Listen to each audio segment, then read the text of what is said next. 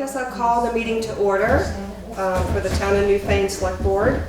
It's a regular meeting for Monday, June 3rd, 2019 at 6 o'clock. And I'd like to make a motion to move the scheduled members of the public, Attorney Slayson and Fisher, to the start of the meeting. I'll second it. After the minutes. After the minutes. After the minutes? Okay. Sounds good. I'll second that. Any other changes?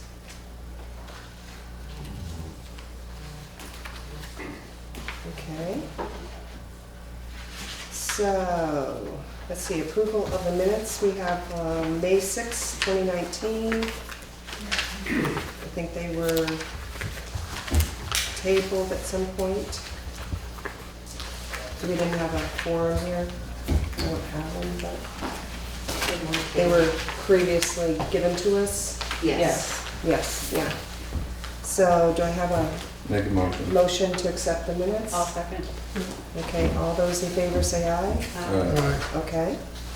And May 20th minutes, which would have been our last meeting. Make a motion to accept them. Okay. Second it. Okay. All those in favor say aye. Aye. Okay.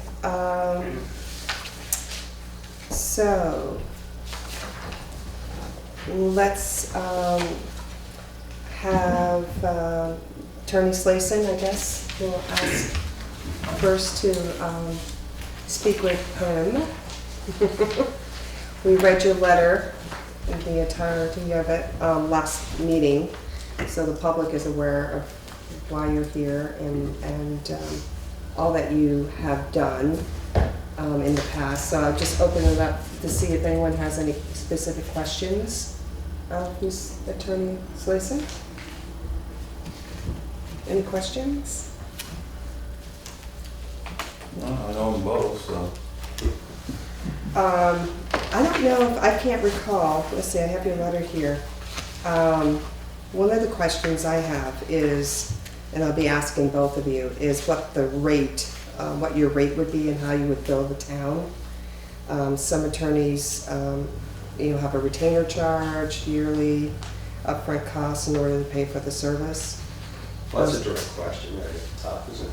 That's a direct question. Yes, Select board, get right to the point. First, thank you for moving us to the top of the agenda. I appreciate that. Yeah. And if you have my letter, of course, you know the background. I think I outlined in the second page of the letter that we could handle compensation a couple of different ways. One would be at a straight hourly basis. Our general municipal rate is $150 an hour, which is a discount over our firm rate, which is disclosed in the letter. We've always provided a substantial discount to our municipal clients. The other way we can do it is we're on retainer for a couple of towns, so we're on an hourly basis for one town. We're on retainer for a couple. And the retainer sometimes is 5 or 6 hours for a set fee. And it's at a discount. So for example, if there were, say 4 hours, if the town felt that they would need no more than 4 hours a month, at the hourly rate, that'd be $600. If you wanted to do a monthly retainer, $500 monthly retainer. And that means you get that on a priority basis. And if you call, we try to make sure an attorney gets back to you as soon as possible. And I think that's kind of standard practice with municipal law firms. But that's how we would do that. Do we know how many hours we kind of generally use on average? I have no idea. Or we do? That's, It, that's up and down. Up and down. You can't really tell. Yeah, I'm just I think saying. it really widely fluctuates in many of the towns that we it might represent. be in Yes. your accounting from, Oh, for the month or whatever? yeah, Yeah. Oh, whatever right, she yeah. does. If I could, I'd also like to say I'm remiss for just not mentioning that this fellow right here is an absolutely honorable man. He's an excellent attorney, and if you hire Bob Fisher and Fisher and Fisher, he'll do a great job for you. Uh-huh. At the same time, if you hire Larry Slason and Salmon and Ostrom, we'll do a great job for you. Yes. Okay. So it's hard to As a matter of fact, understand. we're working on a major project right now, which you probably read about, but the Dummerston Putney purchase of the gravel pit. We've had to do a $2 million bond. And we've had Paul Giuliani as bond counsel, but we've had to prepare a number of pretty complex documents and intermunicipal agreements. And Bob's been a pleasure to work with. And when Bob has a conflict, he calls on my office. When I have a conflict, we call in his office. And so we have that kind of mutual respect for one another. So it's nice to be sitting here next to a colleague who I respect. In terms of just a couple of thoughts, while I am addressing you, as I said in the letter, very much would like an opportunity to represent Newfane. Enjoy municipal law a great deal. We have the 3 lawyers in the office, all of whom have some level of experience. I have been there the longest and have the most experience, but Eric Belto, my partner, has also been involved in municipal practice for a full decade. He's done some pretty complex personnel matters. And sometimes a discharge and those types of things and personnel policies. I've got a lot of litigation background and I spend a great deal of time in land use matters and environmental court. Zoning is an area that I'm very, very comfortable with. And every town, even though you see municipal issues, there's some similarity. Every town is unique in terms of what they need for services from their law firm. We have a new town manager in Putney, and she is also the zoning administrator and has to write the zoning decisions. Had never done that before, so we were able to provide her with a series of templates and guides in terms of how do you conduct a contested hearing if someone shows up and contests the project. How do you make findings of fact, conclusions of law, and walk that manager through that. And other towns where they have a DRB that prepares all their own decisions, we're more involved with a lot of the policy, the employee and personnel matters, review of town warnings, those types of issues. I was a select board for a number of years in Rockingham, so I have some experience with the issues you guys face every day. I've been a town moderator for a number of years, so I have some idea of what the warning should look like. And I grew up just up the road in Townsend, and I'm a Grace Cottage baby. So, we're both local folks. I can't say that about myself. You can't say that? I march in the baby parade every now and then, so I'm still proud of that. We have a local connection, both of us, and we both enjoy what we do. And it'd be a privilege to serve the town. So thank you for considering me. Yeah. I think one of the questions that we kind of had as a board, and the reason why we're looking at a new town attorney is that we had some questions regarding the merger with the school district and the property that is, so we were kind of wondering about how you would, if you handled anything in that kind of realm. Well, I'll let Bob as well jump in, but I'm involved representing some of the plaintiffs in the Act 46 litigation. I represent Westminster, Athens, and Grafton, who are a forced merger district, and they're very active in opposing that. I have been their counsel, and we continue to meet in a number of executive sessions to outline our strategies and ways that we can still try to preserve for those towns their autonomy. They very much oppose the Act 46 forced merger. Every town in that realm is also different in terms of the issues you're facing. Right. And so, as you know, at the end of the month, all of the financial accounts and all the debts in the accounts are to be turned over. All property is to be deeded over to the union districts, and that's creating a high level of anxiety in some of these communities. And we have ideas on how to handle that, but again, every town is unique, and so it would not be of service to you to just generalize tonight. I'd have to know more about the specifics. Yeah.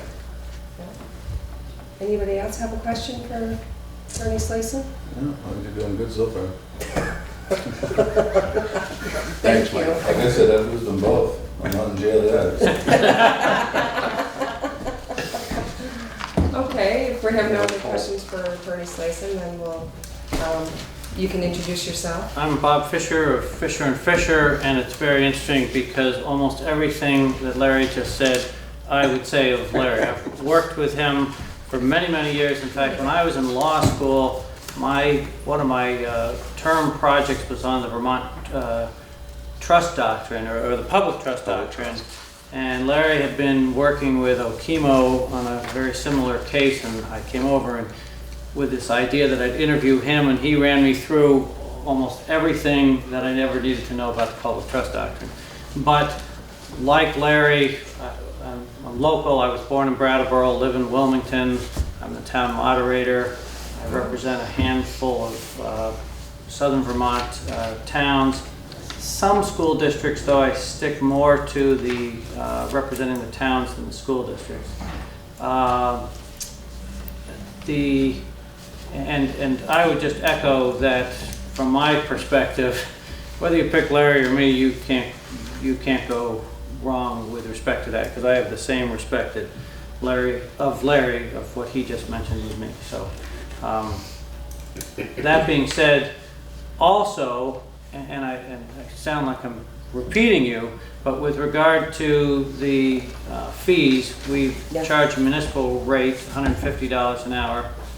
We also do some things on a retainer basis. So for instance, one of the larger towns I represent is Brattleboro. There I'm on a flat fee. I have office hours several times a week, but it's a huge, I mean, they have a lot more work than a typical town like Newfane or Wilmington or Londonderry, smaller towns. So that's a little bit different. Some towns in the past have had us on retainers of X number of hours per week, and others just on a straight flat or hourly rate. And it depends. Some smaller towns, we may go through a year where we have the town's very active and there's a lot going on. There might be zoning appeals, a new revaluation of the grand list, and you have lots of tax appeals. Right. And you might be very busy for that year, and the next year you might have next to nothing, and you figure the town's just running hopefully as it should be with very few problems, and so it ebbs and flows. So most of the smaller towns, I think, do it on an hourly basis. Mm-hmm. There was a question here. I can't remember what it was. I would say one of the great things about municipal law is, and I think Larry mentioned it too, is the variety. You have so many different things going on topic-wise, and I would echo what he said in terms of human resource law is getting more and more complex. Mm-hmm. But we do a lot of, I think all of the municipal attorneys in Vermont do a lot of work in conjunction with the League of Cities and Towns. Yes. So there are a lot of times where people might call the League, but the League is very helpful, and also sometimes they will say you need to talk to your town attorney, and many times we're bouncing ideas off of one another between the League's attorneys and us. Yeah, I've been in touch with them, and they've been very helpful, BLTC. Do you have a staff, and how big is your staff? Yes, we have two other attorneys in the office, Kristen Swartout and Michael McGillian. Michael has been with us about 9 years, I would guess. All kind of molds into one. And Kristen worked for Lauren Crisp across the hall. And then when Lauren has stepped back a little bit, she just essentially came across the hallway to our firm and has been with us for about 3 years now. Kristen does not so much municipal work, but Michael is more if I'm away on vacation, he'll cover all of the office hours, things like that. So he's got a pretty good handle on municipal law. Okay. Any other questions you guys have? I think we got a tough decision. Yeah, it seems. Yeah, They just have to Yeah, hire them tough. both. Did you bring a quarter? There you go. I don't know at this point what we have to do, if we have to think about it, or if we can make a decision at this point. No, we have to go into executive session and make the decision. We Okay. can't do it right now. Well, thank you very much. Yes. Okay, well, thank you for coming. Yeah, Thank you very thank you much. very much. You're very welcome. Appreciate your Appreciate time. it. Thank you. We'll be in. All right. Take care, everybody. Okay, so with that, I think we can move on to road business. So the wetland meeting with the state wetland coordinator is scheduled for June 11th for the town garage property. The white lines were painted Friday night. Yeah, that was interesting. That was like, they popped right up. Yep. They look good. Yeah. Yeah, The stop bars were painted last week at the Arch Bridge, and I've seen about twice the amount of people stopping that were. So Yeah, I saw it on the they seem to ground. be effective, so. Guardrail work was rescheduled because of weather to Thursday and Friday of this week.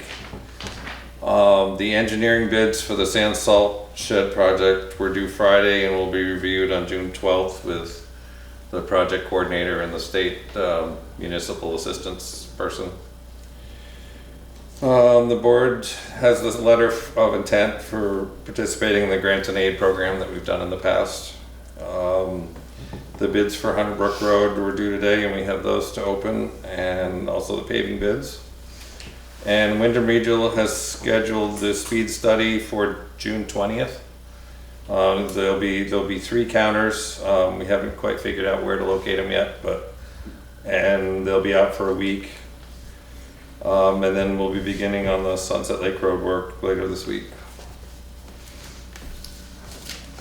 And that's the counters, We'll give them the speeds and the actual speeds that people are doing. Okay.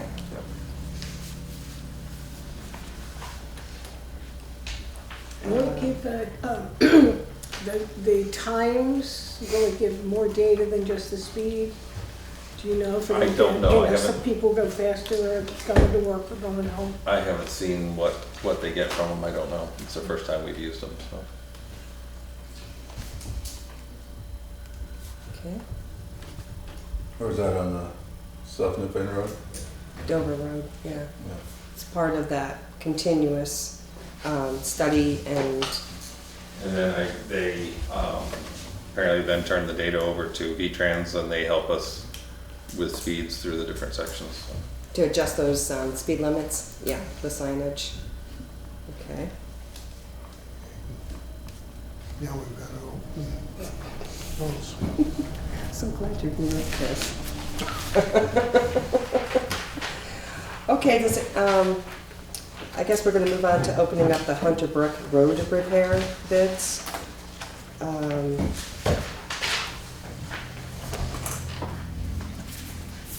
We have our opening.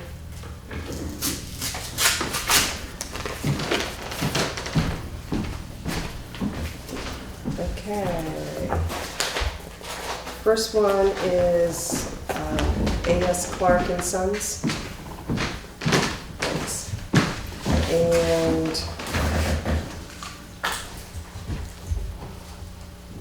this is to furnish necessary labor, equipment, and material to perform all work in accordance with plans.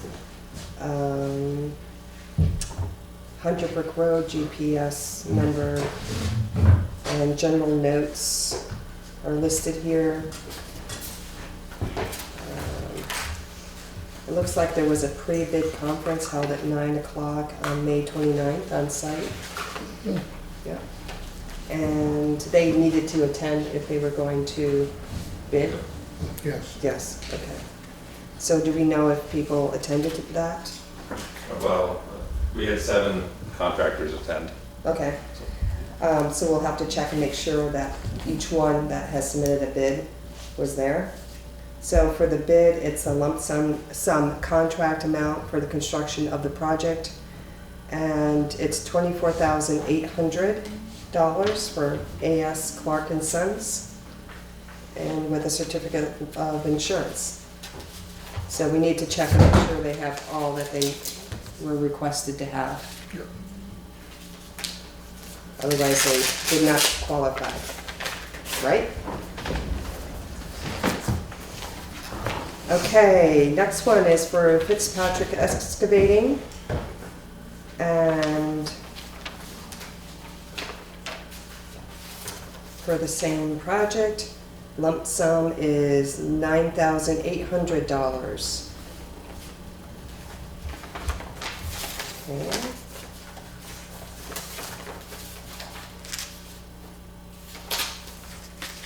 And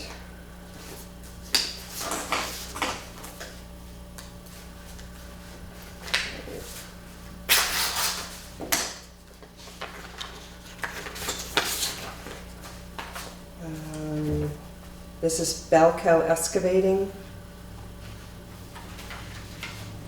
And it is for $63,400.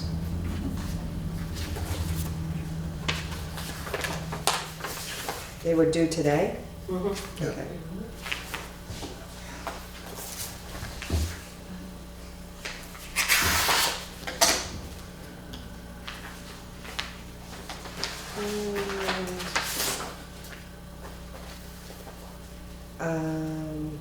MT3 Unlimited LLC. And for the lump sum contract of $73,175.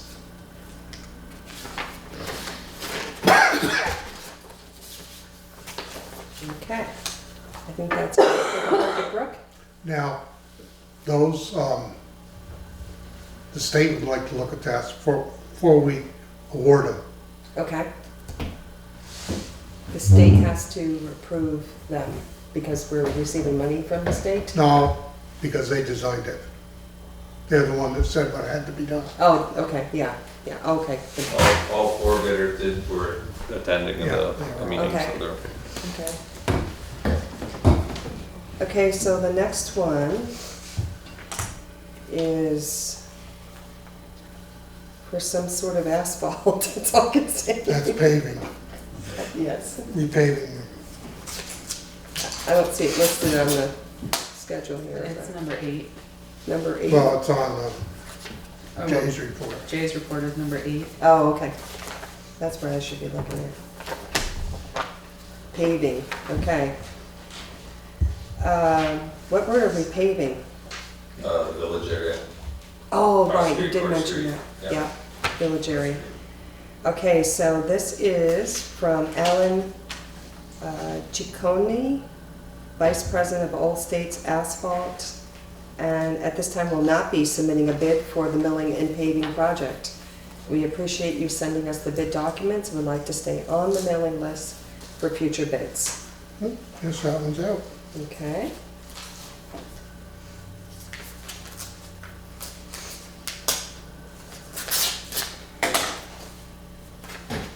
And this one is from Springfield Paving. And so it's for about 4,012 linear feet. And the estimated, The price per ton installed is what you want. okay, price per ton in place Yep. is $72.27. Estimated project total cost was $60,345.45. Could you repeat that, please? Yep, $60,345.45.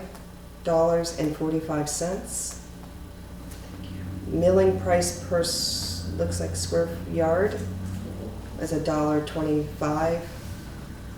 Estimated total would be $12,261.25 with an insurance certificate. That's good until next year.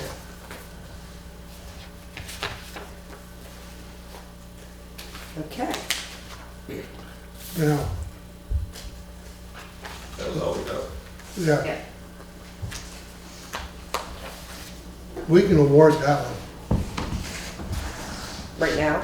Yeah, that one's straightforward, since we don't have only that one bid. And it's on the right form? And they're the ones that have done it for the last 4 years. So, Now, is that for after July, this paving?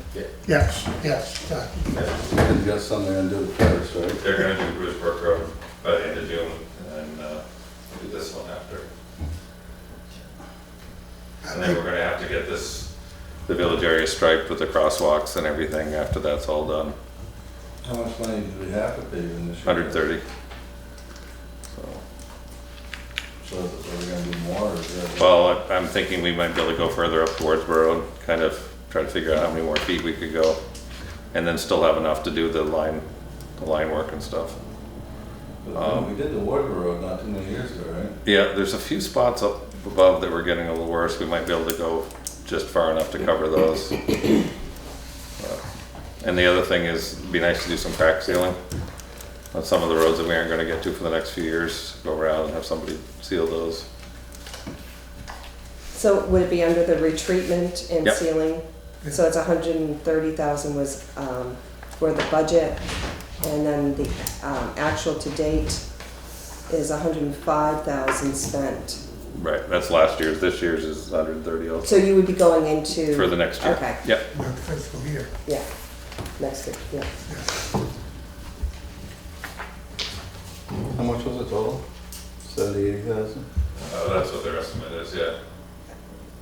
It's estimated project total cost was $60,345.45, with the milling added Yeah. is $12,261.25. It's about 72,600 something. Yeah, It's about 73,000. So we still got about 60-some thousand. I make a motion to Except for that. accept the bid. okay. Do I hear a second? Second. Okay. All those in favor, say aye. Aye. Aye. Okay. It's accepted then. So that's done. And that will happen in the, Sometime between July and September, probably, that'll be, as soon as we get into the area. okay. I was wondering, like on some of that money we got left over for paving. Remember here a couple of years ago, Tommy Dahl and them came to see us about maybe extending that South Ward Road a little bit Oh, yeah. and stuff. They moved their driveway down, so they're on the pavement now. Yeah. Well, they did, 'cause remember they said it thumps every Right. time their car hits it. Yep. Bangs off a thing there. They hear it constantly in the house and I roll in very quiet, yeah, go slow, Yeah, because you never know if there's before a you big do the hole big right at one. the end of it or not. But I do agree, I think we're gonna have to start looking at more paving on some of these roads, especially a road that connects another town. Because, gravel's getting scarce.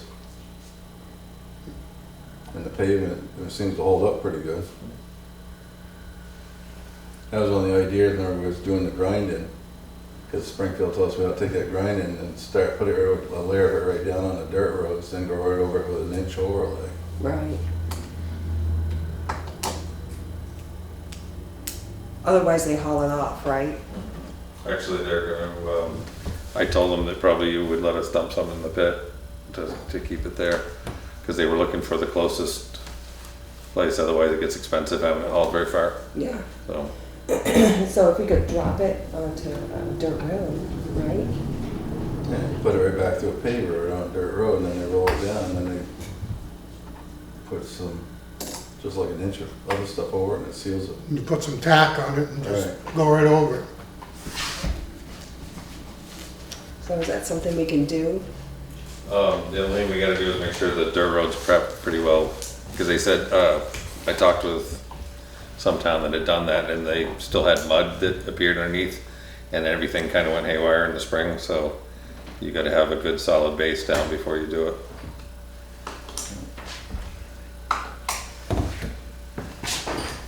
Is that something they should be looking Well, I at think it's trying to something we ought firm to up? start looking at, yeah. Yeah. Yeah. Bring that junk in here. So, well, maybe the road commissioner can work on that with the memo. Well, we gotta figure out what we're gonna do and what we're gonna do, yes. Yeah. Jay and I'll look into it. Yeah, okay, great. Okay. Any other questions or, no? Okay. So I guess we're on to administrative assistance report. Which will be short because of some of the questions the attorneys answered. Okay. I received an email from Wade Mashore from VLCT Loss Control. The hull inspection that happened in February of 2019 closed the final 3 recommendations. And we also got approved for 50% of the installation for the new fire alarm over there. That was for the 5420. Yep, So we got half of that. correct. Because those 3 recommendations were cleared, we got the approval simultaneously Yeah. with this grant So it's a request. grant from BLTC. Correct. Okay. Yep. I was asked by the board to do some research on the Michael Mayer property for the green burial on Sunset Lake. I contacted Jennifer Garrett at the Vermont Land Trust, and it's her understanding through Michael that he asked for the smaller parcel next to the Manitou project to be approved for the green burial. The answer would be the same for both properties because they own the development rights. They would only be looking at this on a case-by-case for the town if the town approved the change to the bylaws. And I spoke with Lynn this afternoon. She had a letter sent to Michael denying his request for changing the bylaws. His next course of action would be to get 5% of the registered voters to sign a petition and then submit that to the select board for reconsideration.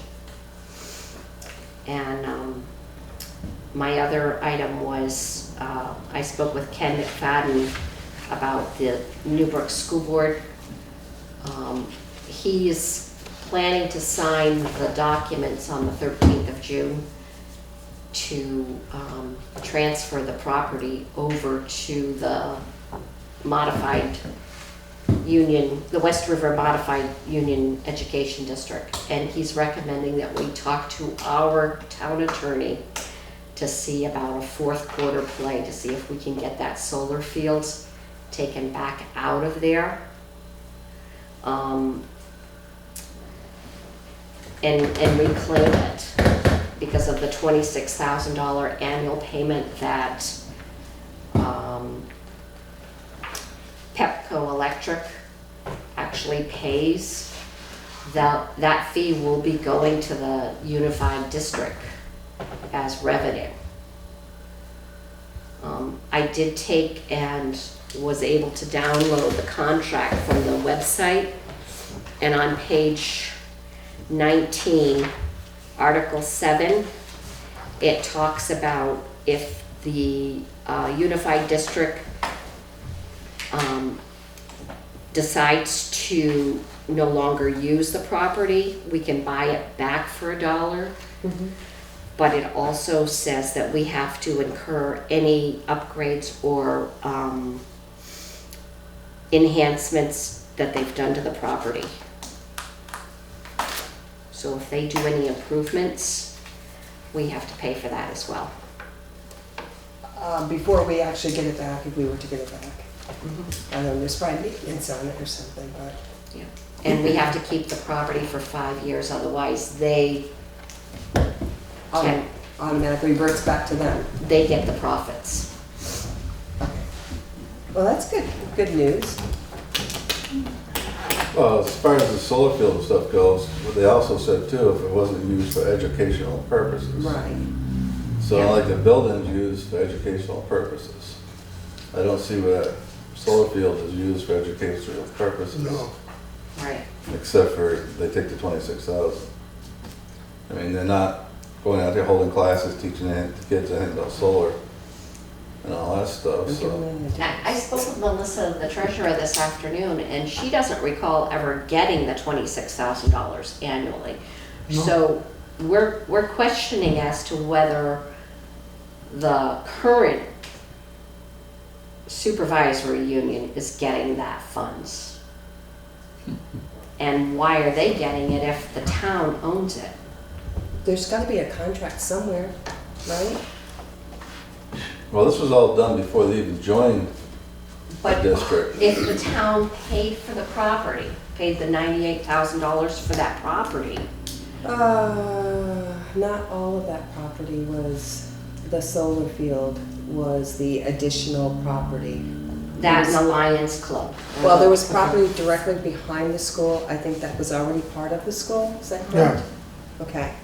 And then to the right, the property was purchased for the $98,000 Yeah, by the school district. yeah. But then when Pepco signed the lease for the solar field, was that done through the select board or was that done through the School school? board. School board. So the lease is with the school board. And So the payment it has to be goes to the through school board. the union. So I wonder if, Ken When it originally suggested. was voted on, it was done through Brookline and Newfane School District. Mhm. And then all of a sudden, this whole thing come about where they joined the thing, that Act 46, whatever it is. Right, Then all of a sudden, the supervisory union got their name put into it. I mean, it should never been that way. For one thing, because it's voted on by the townspeople, not the whole district. right. And like I said, it's not for educational purposes, so they can do whatever they want with the damn building, but solar field, I think, should convert back to the towns. I agree with you. Yeah, if there's some way of doing it, but you have to look at that lease, how that lease was, I wonder if I could, with the board's permission, contact the supervisory union and see if we can get a copy of the contract. you really have to look at the contract. I mean, we have until the 13th. If he signs it on the 13th, it reverts automatically before June 30th. Unless we can stop the signing. Mhm. On the 30th, it reverts. Gloria? Yeah, Gloria Cristelli, Newfane. It seems to me that all of the signing and property was through the Newbrook School. So I would think the supervisory union wouldn't have the contract. I would think that the elementary school would. Just the school. So itself. I would check first with Scotty and see what, all of that, because in talking to Scotty one time and hearing, it's like this whole thing was really taking care of there and really benefiting Newbrook Elementary School, but the town of Newfane doesn't own anything, my understanding. And even when we did the vote, it wasn't the town of Newfane, it was the school that we were voting. I mean, we voted as Newfane residents, but it wasn't something that went through the select board. So I would just check with them first and then suggest that they check. If that doesn't work out, Scotty would be able to direct you to the right person. Well, I think there's two things. I think there's one thing is that it's the solar panel field, and then there's the property to the side, which was purchased by the school district. And I don't think the town even owned it either, because it may have been voted on, but it was not through the town. It was through the school district. Or For that property that was purchased from the Valley Lions. That was purchased by the school district, not, town people voted, but not as a body for the town of Newfane. yeah, I can't remember how they did that. So there's two different things. I think we gotta look into it. Yeah. And that comes back to, having the ability to go on the school property too for recreation purposes for the town folk and kids beyond school, hours. Right. So that's a bigger concern, is just having recreational use of the property. Yeah. But we found that, I believe the principal who, will eventually, or the supervisor from the modified union, Yep. will make that decision based the policies on how that building or property is used once they become owners of that. Currently, it's the principal that makes those decisions up until the end of this month.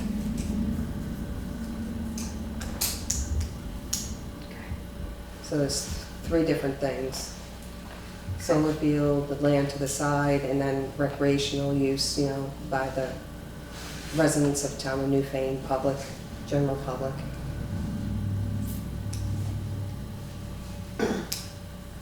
And I guess, you know, my thought is if they're gonna change or restrict access to that property, that they need to post it so that people have an idea of what is allowed and what's not allowed. I mean, makes sense, instead of just wondering.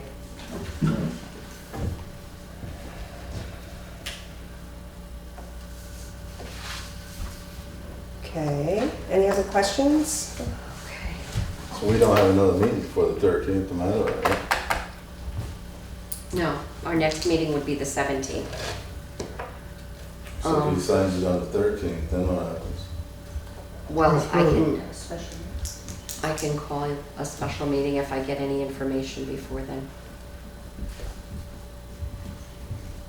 And are you working with our town attorney currently on this? I haven't yet contacted him. Okay, I don't think that's gonna do much good. yeah, because he Well, already gave he us was a against it He determination. wants it with his letter he He's- sent last time. Dave, last time, you're gonna have to have a different attorney for this operation. Yeah. So we may have to call a special meeting Okay. shortly, I will work on it this week. quickly. I'm out of town the 11th through the 13th. Okay. So, I mean, today is the 3rd, so Hopefully we know something before the 10th. by the end of, I will Yeah. work on it this week. yeah. So by the 10th. Maybe he can hold off and do it after the 17th. That way we can discuss it, maybe he'll come into our next meeting. Yeah, Well, I saw him today. He was going up to the VA. He broke his back, so Oh, no. hopefully, because of his injury, he can put it off, but well, he was just signing that, but it would not take effect maybe until the end of the month? no. It takes effect at the When time he signs when it, he signs it. it's done deal. Ask him nicely, you know, that if he could wait a bit. Yeah, you don't have any choice there. If he's unavailable. Yeah. I mean, I think the He official. could be under medication or something, you know, doctor's care. We'll see. Okay, anything else on Netta? Nope, that was it. Thank you. I make a motion to accept her report. Second it. All those in favor, say aye. Aye. So moving along, Gloria is here as a scheduled member of the public to talk about Adams Hill Road planting native trees to prevent erosion and controlling Japanese knotweed. Do you have the financials, too? See the budget? I didn't get a copy. Don't bring that damn stuff in here. I know, I absolutely know, and, I don't have any on my property. I don't want any. yeah, would you like all the little pieces? No, thank you. But first of all, thank you for letting me come. I'm representing the Southeastern Vermont Watershed Alliance, and we were working with the Toddmanese and the river people when Irene struck, and then with the whole Adams Hill Brook and the restoration or the taking out of the riprap. And we were going to be part of, and we offered to get native plantings for the edge of the river. And again, with Todd Manise, we were thinking about some terracing up there, because we've got to do something to make sure that the roots get down in, and the part that's very close to Dover Road could erode away if we don't get plantings in there. And so through Southeastern Vermont Watershed Alliance, and I'll call us SEVLA, goes underneath, and we are part of Watersheds United Vermont. And Watershed United Vermont has gotten a grant from the Department of Environmental Conservation to plant woody buffers alongside rivers so that we can help at least stem some of the erosion. And so with this in mind, I brought it to the board, and we've talked about it for a year and a half or 2 years, that if anything came up and we could get the monies, we would like to do that planting on the Adams Hill Brook, where it's already, and Jay can attest to that, because I talked to Jay on Saturday, that it was part and parcel of the discussion. We have received money to be able to plant 0.9 acres, and we think that the area there is about a half an acre. So I think this could be a win-win situation with the town of Newfane. We could have chosen a Southeastern Vermont Watershed Alliance all the way from the Williams River down to the Whetstone Brook. And this just seemed like we as a smaller watershed get very little money from the state. You've heard recently the Clean Water Act, and there's good money coming in, but it's going to Lake Champlain and all of the bigger areas. So we thought this was a great fit, and I'm asking permission from the select board to be able to submit the town of Newfane's name and that particular project to the Watershed United Vermont. We will then need to talk to the property owners, and I don't know who it is that's on that other side of the road where we need to go in. And all of this will be paid for through the grant, and matching funds will actually be in kind, and it's those of us planting it will get the $1,300. That's for the labor. So we will work with the Natural Resource District and get the plantings, the actual, and they're talking now about not putting in little things but taller native trees. And that, as far as we can see, would probably happen in the summer of 2020, because I don't think, we're just getting the money and we've got to go through all of the planning. So that's, and again, the Southeastern Vermont Watershed Alliance does all of the water quality monitoring during the summer, and we have actually 4 out of 7 board members from Newfane, and those are posted, the water quality monitoring results are posted every 2 weeks, starting, well, fairly soon, and you'll be able to know whether it's safe, really, with E. coli to do your recreation in the rivers. And we do that again, 24 sites from the Williams River all the way down to the Whetstone Brook. So what's your pleasure? I did see in the budget, the Conservation Committee, that's for the town. Right. You're representing that? No. Not at all? You budget us in the special appropriations as the Oh, okay. Southeastern Vermont Watershed Alliance. Okay, because we do have a Conservation Commission. You do have a Conservation Commission, Okay, but no, we're not part of that. okay. But this is all a grant, right? Correct? The money here is the grant. I'm just saying Okay. that the town does support us for the water quality monitoring. I And we're made a not, motion with it, Laura, and then go ahead with it. I Second it. Yeah. All those in favor say aye? All right. Aye. Thank you. So you think it's gonna be like $1,300? nothing from the town Right. itself. No, but I mean for the grant that you would receive to do this project. No, we're getting 5,400, I Oh, think, okay. but part of it's administrative costs Uh-huh. and in kind. Yeah. Page 5. The town of Sevilla, our appropriation is totally separate from what I'm talking about. Yeah. We get $650 a year from the town of Newfane in special appropriations, 600. 600 for the very specific water quality monitoring program. Gotcha. And this is It's a different Another program. project. another project. Program. And it's something that we've been wanting to do for a number of years, so that we're not just, and I don't, we are the longest water quality monitoring program test results to the state of Vermont. Really? So they depend on our feedback. We get sites that they suddenly say, okay, you know, this is happening here in South Londonderry, you know, whoops, we didn't catch it. Here in Putney, we gotta move the water quality monitoring site. So it really is it's a You know, like your significant. trees and stuff that you're planting, it's all along the river above the high water. Right, So, I mean, there's nothing going up like behind the guardrails where correct. they'd mow it down later anyway, so, No, it's all down, down lower. it's definitely down lower, near that. So you guys are kind of like, when you're overseeing some of the stuff, would you be like overseeing even like behind like Pete's house, like clay slides? Is that something you guys would look, do? That's something that the Environmental Conservation Agency of Natural Resource looks at. We look at it and go, oh. Well, you know, the whole thing is, like you're saying, just like this money that we're all putting into the ditch work, which goes up to Lake Champlain. I mean, we all have to pay $2,500, that's what the state's got this gimmick now, with the stone in the ditches. But the whole thing is, really what they want is our $2,500 for the Clean Water Act for Lake Champlain.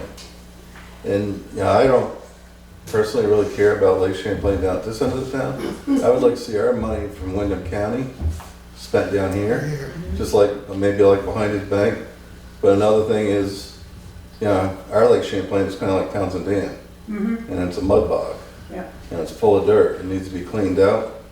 And they're not spending any money on stuff like that. And I would say, Mike, that if we could, as a town of Newfane, you know, looking at and working maybe with the Wyndham Regional Commission, get an actual proposal, because just as a little watershed group, we don't have the personnel and we don't have the expertise to do that. So we might put through a project and say, you know, this has got to be done, but we don't have the people.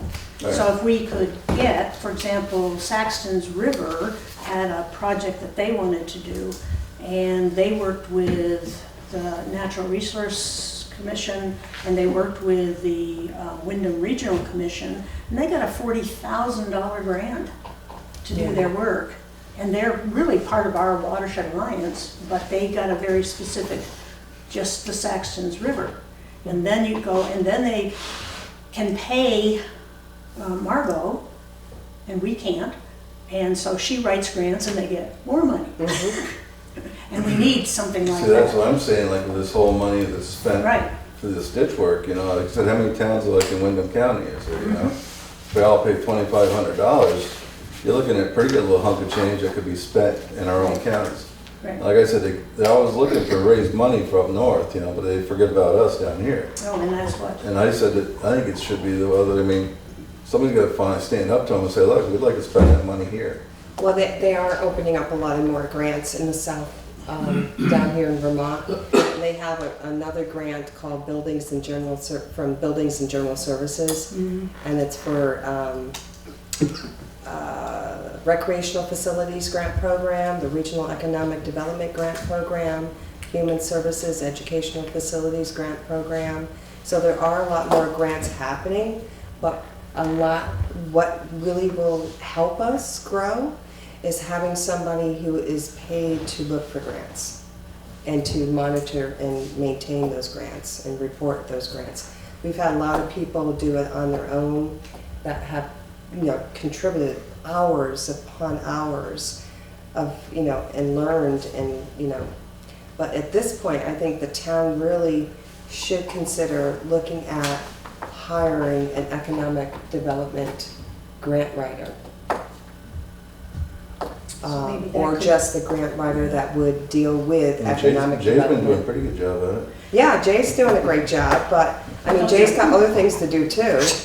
But, you know, having a grant writer who is, You know, there's one in Wilmington, you know, that can look for those grants and build the historical data so that that historical data is ready to go for this grant, this grant, this grant, that grant. Absolutely. So having all that in place will move Newfane ahead light years in developing and getting, you know, better, you know, recreational.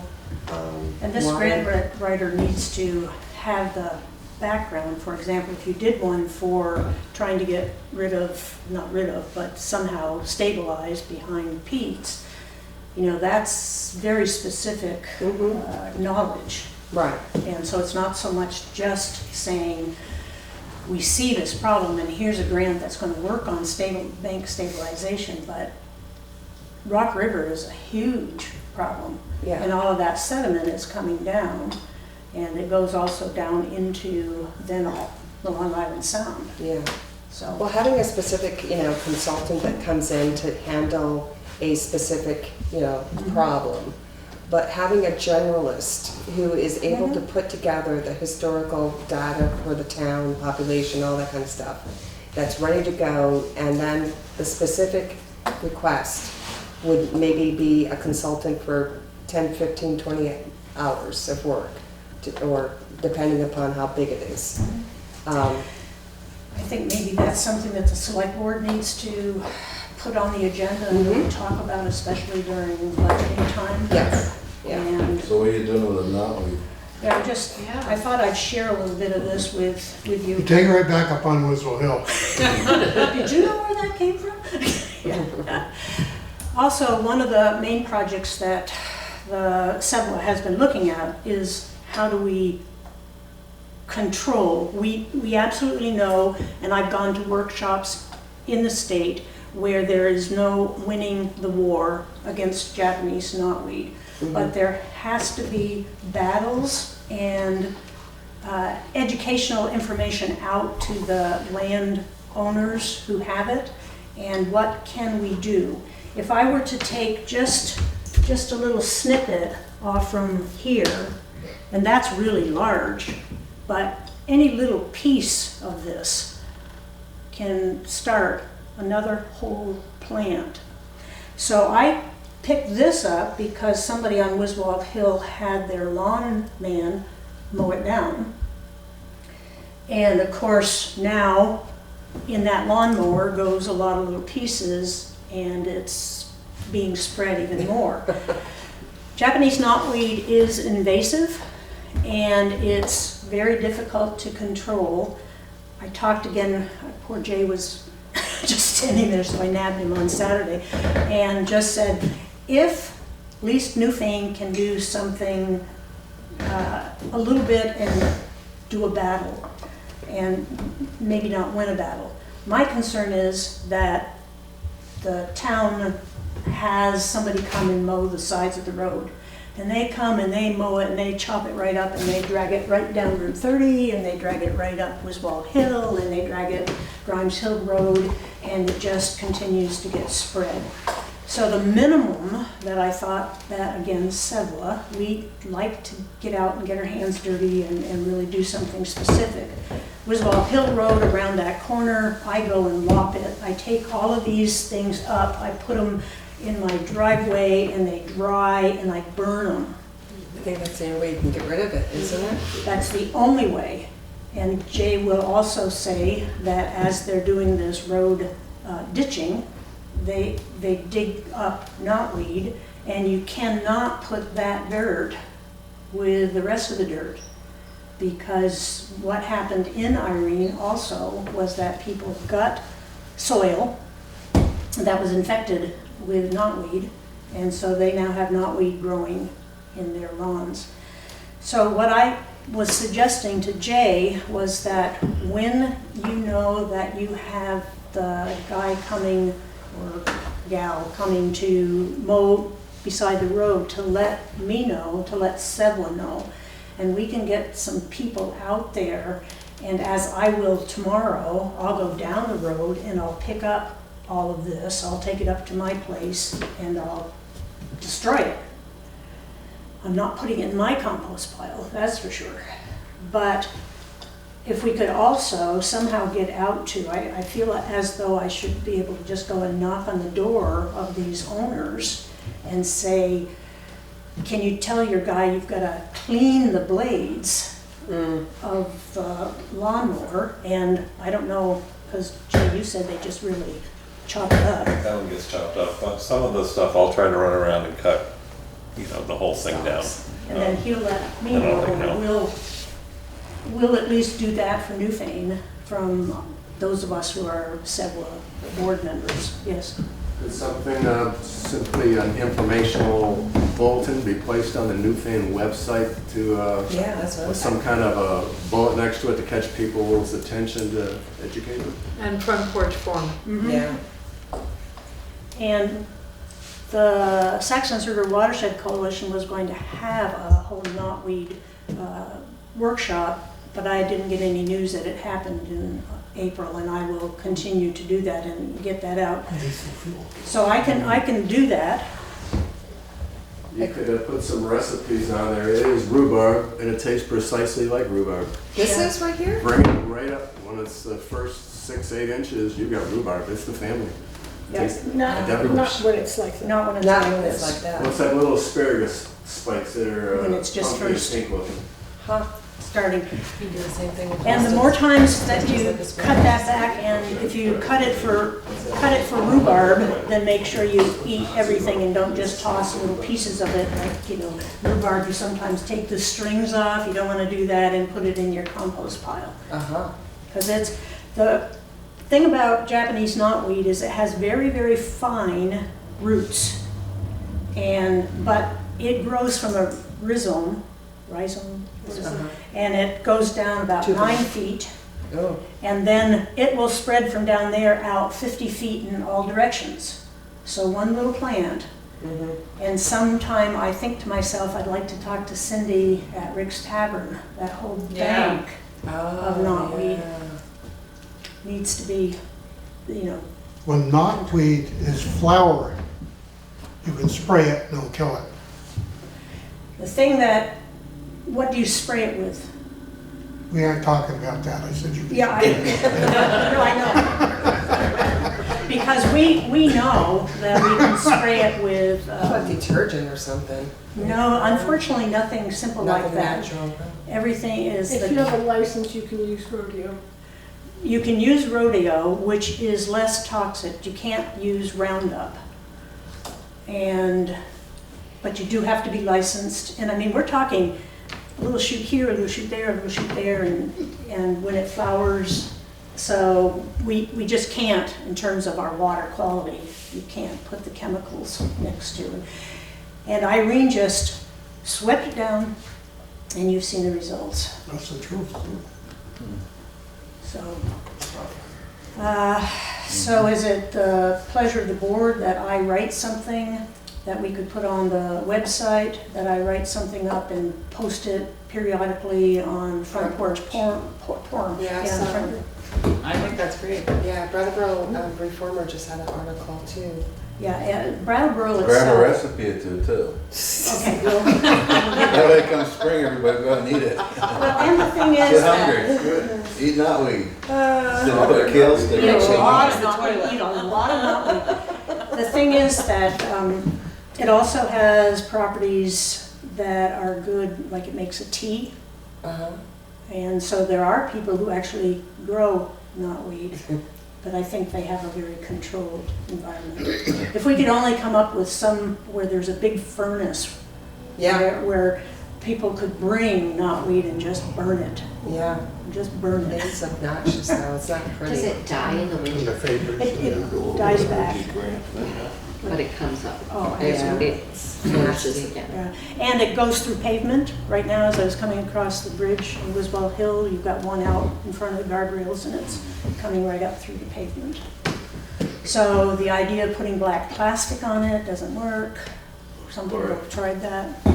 It's my understanding, I was taught This is laborious, but if in the fall, when a plant is dying back and pulling its energies back to its roots, it's like a bamboo kind of a structure.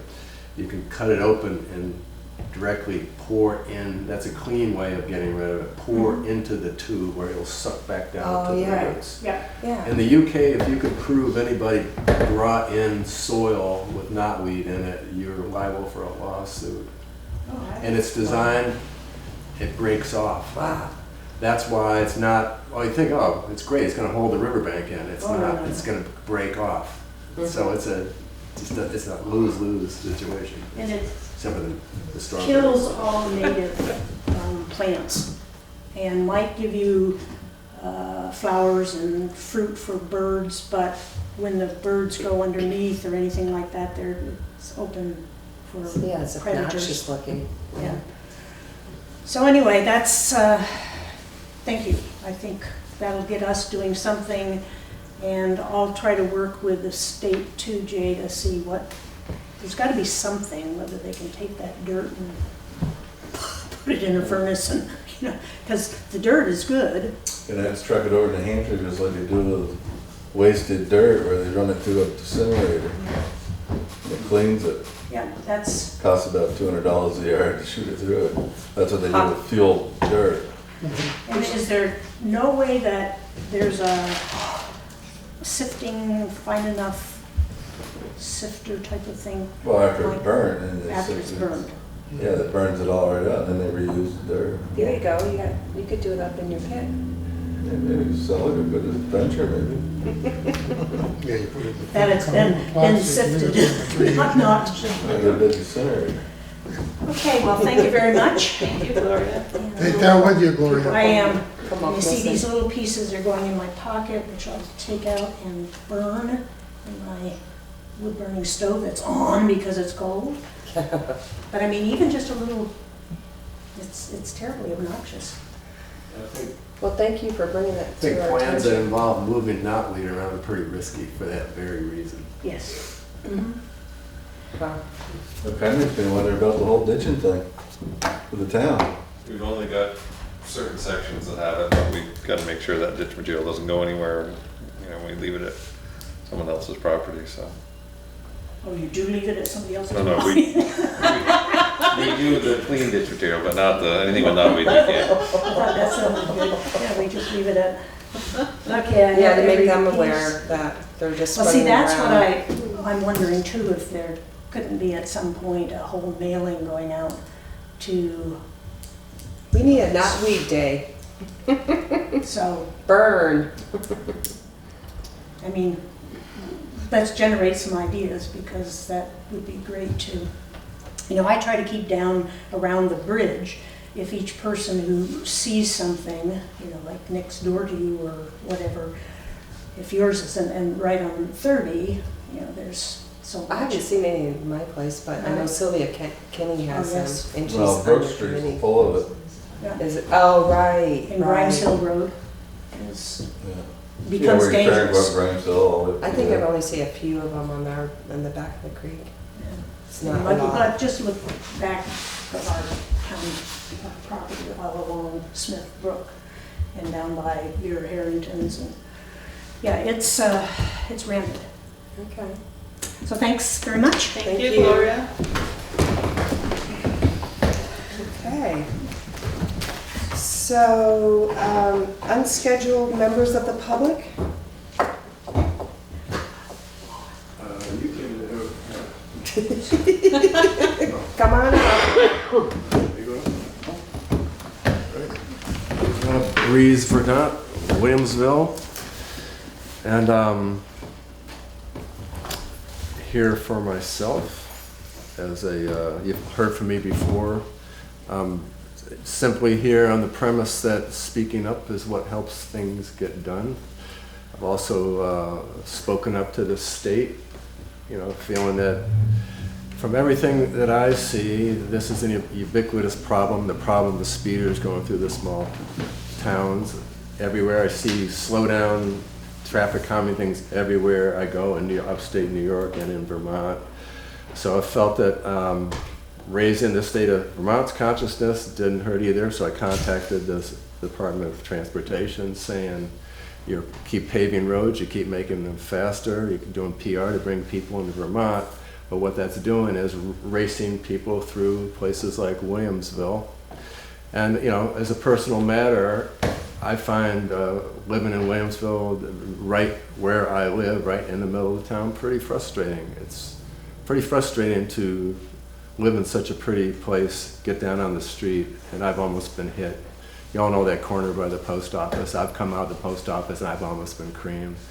When I'm there in the winter and we have guests and we're walking down to the drama production of the restaurant, and I'm waving the flashlight, and when there's a whole lane and I'm like a sheepdog pushing people over and saying, please, please, pay attention, stay on the side of the road. Cars come through, they don't even slow down. So anyway, the long and short of this is, I'm just gonna drop this off. I contacted the state.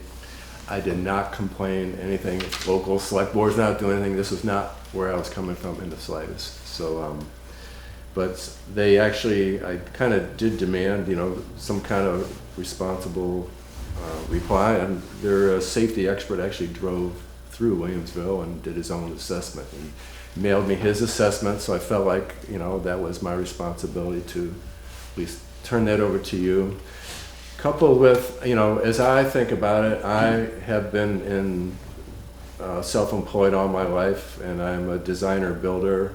I'm an artist, but I, you know, have 100 galleries. I would not be successful if I did not have a down-to-earth, practical kind of a mind that designed and worked things somewhat effectively.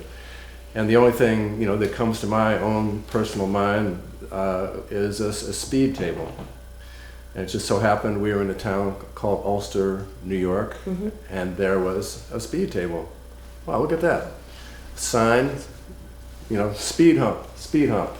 A very nice, neat little thing that just probably raised up 8 inches. I don't know, I didn't measure it. Very clean, wouldn't mess up snow plows.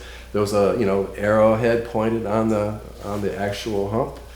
Cars came up, slowed down, eased over it. This is like, God, that's exactly what I wanted. So I, you know, took pictures of it, and I've, you know, just included the simple, some of the simple transactions between myself and the safety expert. So that's it. I had a great conversation with Jay today. I, you know, appreciate him taking the time to talk to me. So I get what's coming down June 20th. You got to go through your due processes.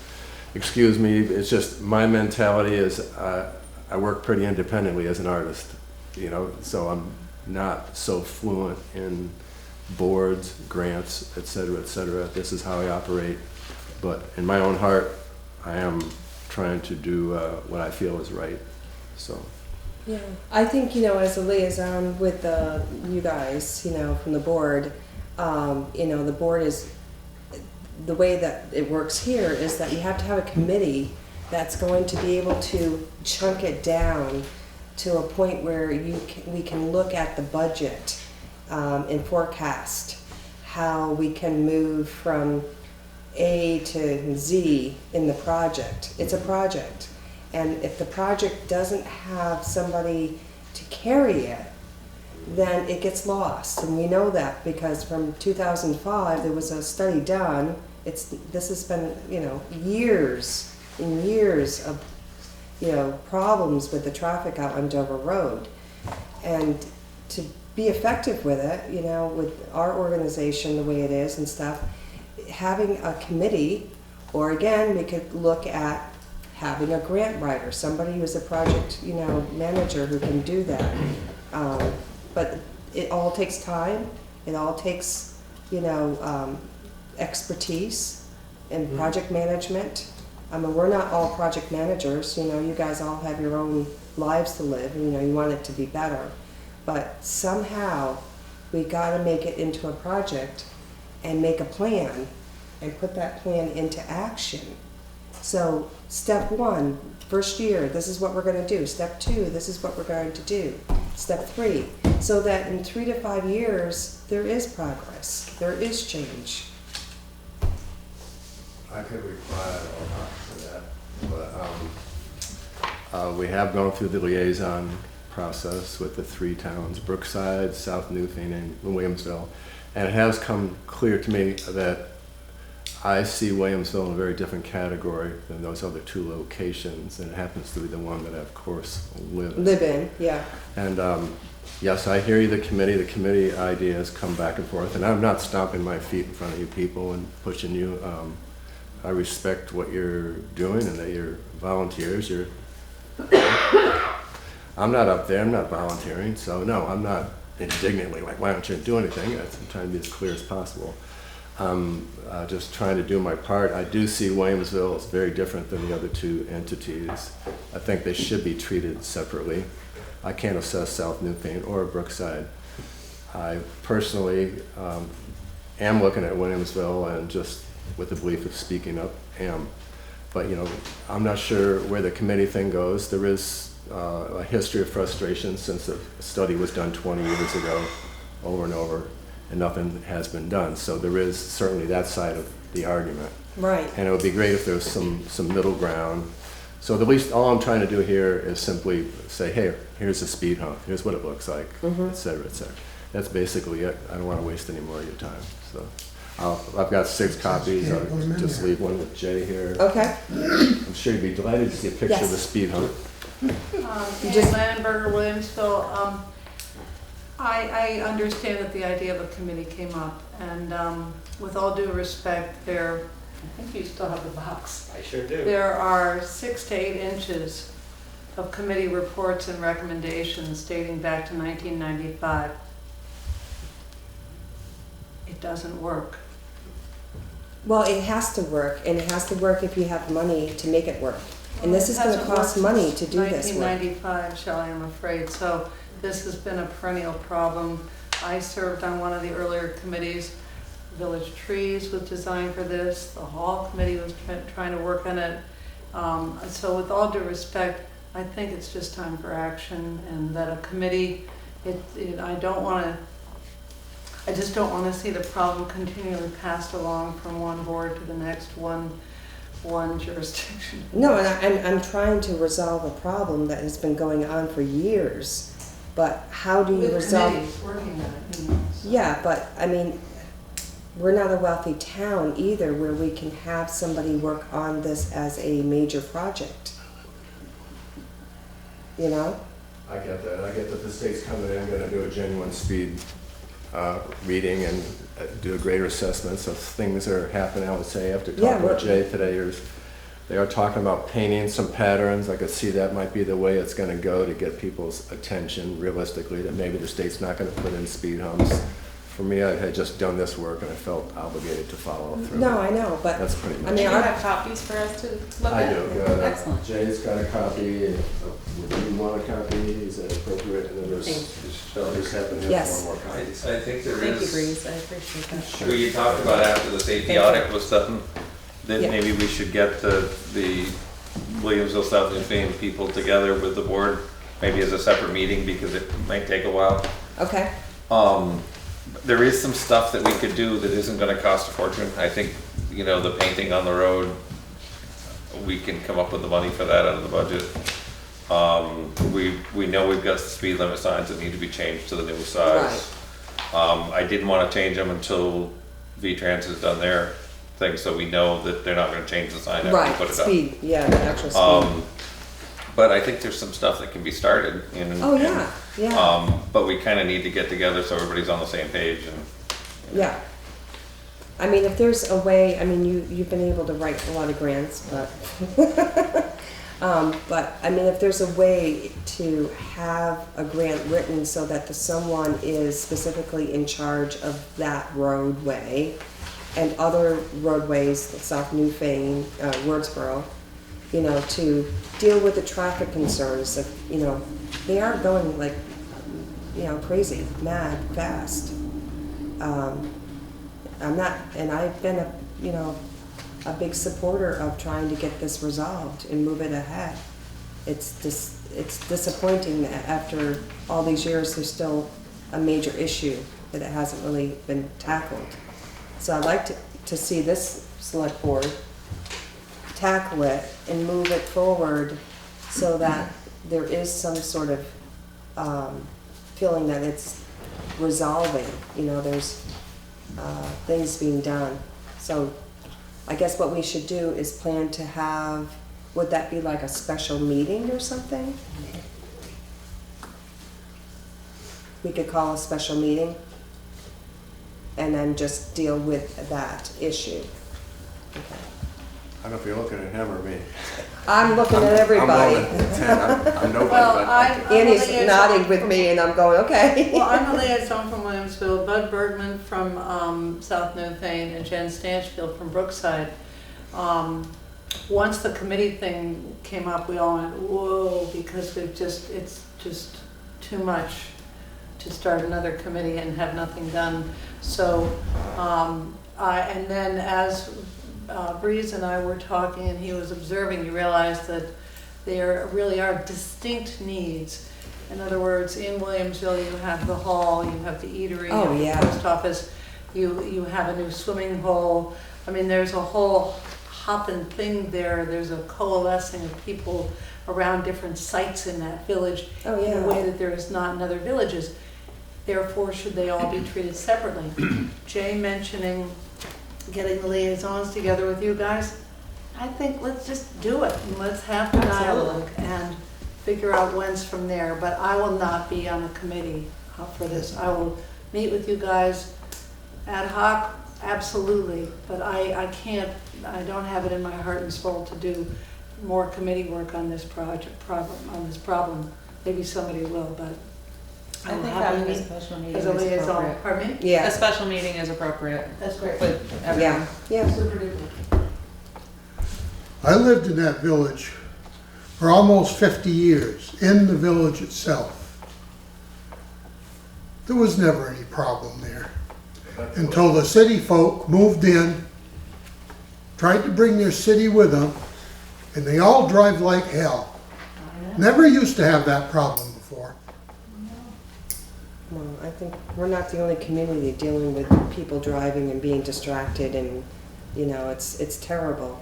No We're one a has any, fast, distracted culture. yeah, right now. it's so discourteous, you know, if it's, Being on General Road, what I see is, I don't see, I see Vermont license plates going just as fast or faster mhm. than anybody from out of town. They're heading their way and throwing their beer bottles out the window over on my property, you know, and they're just like, "Zoop, I'm gonna go right through." So I think it's a lack of respect. It's just, and I don't disagree that the city folk come, but the city folk really wish the other people who were here would slow down a little bit. I think, Most of the people now, they've got Vermont plates, but they came from the city. They were not local people.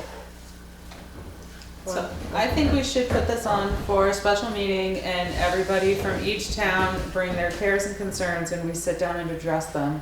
Because each village within the town has concerns and We can look at some funding sources. And they have different areas that need to be addressed, and we should sit down and do that at some Do point. we have a motion on the table to have a special meeting? I make a motion to have a special meeting with the traffic calming liaisons and the select board.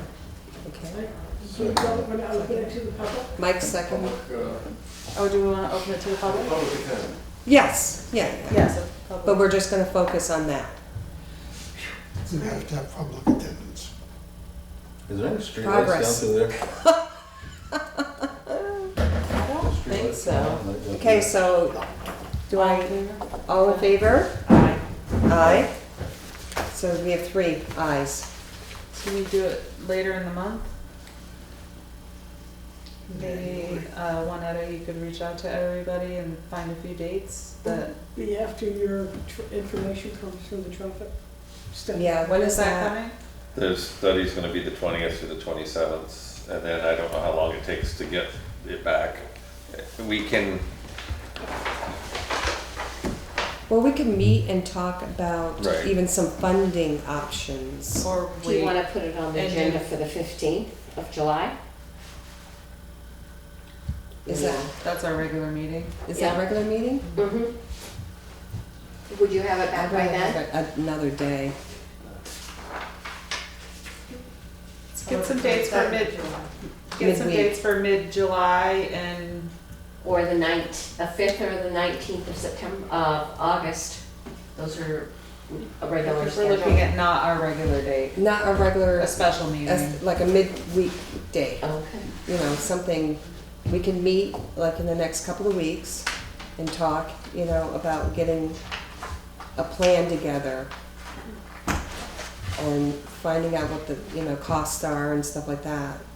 Once you have your study is done, and Jay might be able to get an idea of when that information comes, at that point, you can set a date. I think that's appropriate, absolutely. Thank you, Lynn. And it'd be, seems to me great to have a meeting with Jay present. If some creative ideas that are low cost show up and within our means, then you can say, yeah, hey, let's try this, we can afford this. We got- Yeah, I mean, we do have to stay, you know, within our budget, you know. Yeah. So we can do some smaller things that are more cost, you know, in the budget, we can figure out in the budget. Because we've already got our budget for next year, but, you know, if there's also some way we can do a matching fund or something to get more money, I mean, I'm sure there's a lot of opportunities. We just have to apply for them. So we're gonna wait and hear back from Jay, I guess. Then we'll have our meeting in July. Good, good. Okay. Thank you for coming. Thank you. Is there anybody else here on schedule?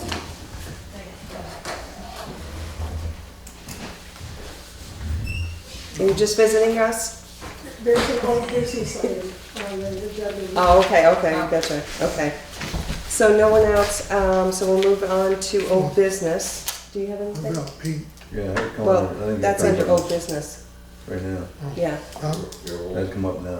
Yeah, okay, yeah. Yeah, I think I'd deal with that one. The manager, Yeah. administrative. Right. It's So- also your own business. We've been looking for another select board member and, Sucker. excuse me? Selectmen? I said sucker. Oh, soccer. Can I look at your agenda for a minute, because this one looks to be different than what they're doing. It's exactly the same from here on out. Okay, so under old business, I see manager just DRB decision, We're just gonna move that out of order right now but to, that's why we're here. for you guys. Okay. So we'll not do that yet. Okay, So I we can, appreciate that. yeah, it's, I've been micro-patient, but it's sitting here, it's an hour and a half, and yes. my dinner's already hot. So we'll talk about the Manitou DRB decision for August 7th, 2018. Right. So just, let's see, brief history. There was an application to have a cemetery. In the zoning bylaws, there is no use or conditional use in the resource district. So that was denied. It went to the DRB and was denied. Mr. Mayor came to the planning commission and we said, it's very interesting information. We have the whole zoning bylaw to update. We declined at that point to make a special effort to just work on that issue right there.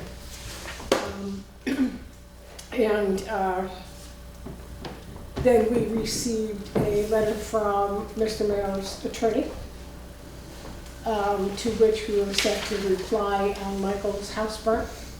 We thought it probably wasn't a really great idea to reply right then. Also, information from the zoning administrator said, you have a single use for your property of 5 acres, you can't have 2. And I know this is old information from most of you. So you have, again, 5 acres. At that point, here to the town attorney, write the letter, then I talked to Michael, he said, no, I have 10 acres. So you can see the ground was shifting and we didn't have the information we needed And at which point, most of the planning commission members were not available for meetings until the spring, so here we are again. As I was here a couple weeks ago and said, is it all right for me to speak with the town attorney? And so as of last week, the letter went out to the town attorney saying, if you want to have the bylaws amended, you need to have signatures of 5% of the voters in Newfane, at which point this goes to the select board. Select board can then turn it to the planning commission for the recommendation. Then the select board holds a hearing, and at that hearing makes a decision. So that letter just went out. Concurrently, I've received a letter from someone who wants to videotape the whole process because they are interested in, they call it higher ground conservation cemetery. So there's a woman, Andrika Donovan, and she produces videos, and she's been following the green burial movement in the country and wanted to do a videotaping. At this point, this is out of the planning commission, this is beyond the planning commission making a decision about, sure, come on down, videotape this. I think this is a select board decision how you want to work with it. I don't think there's a problem with that if Mr. Mayor is able to have the requisite signatures and he has the property amount. I thought we voted that a long time ago. Excuse me? Am I right or wrong? I'm listening to you, but I recall stuff that happened about this previously. You go ahead, and then I'm going to say my piece. Okay. Excuse me, I didn't mean to interrupt you. That's all right. I'm going by my hearing. If I hear you, I'm going to stop. So my understanding is at this point, Michael Mayer would have to have, somebody would have to have at least 10 acres. If it was Michael, he would have to have 10 acres, otherwise it would have to have at least 5 acres to do a use of some sort. And that would require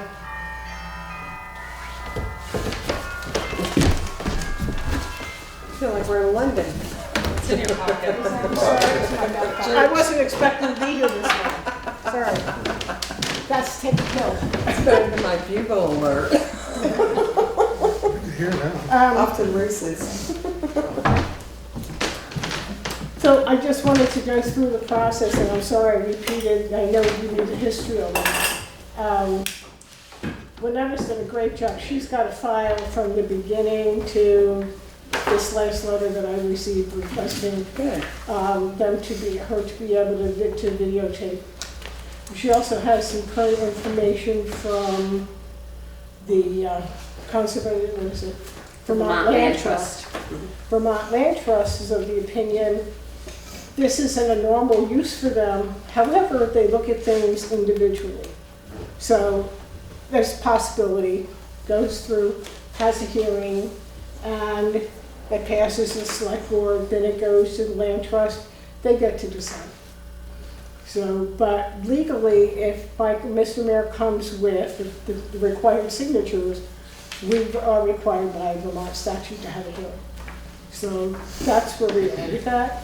I need to know what to tell this person who wants to do a videotape. And I think you made copies for everybody. Yeah, we have copies. Now, who are they videotaping? What? Say it again? Who are they gonna videotape? The meetings? The or- proceedings. That's what she, I think she thought we were just beginning the process. Yeah. But I think she'd want to videotape the hearing. She might want to videotape Mr. Mayor coming with his petition.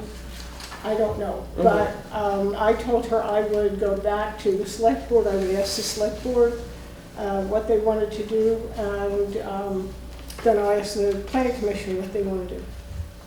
Yeah, for some reason, if I remember rightly, when this all went down last year, or whatever it was, when they came to us for permission, we was looking at it, along with the ZBA, whoever else was looking at it, and then pretty much come right to a halt from the state.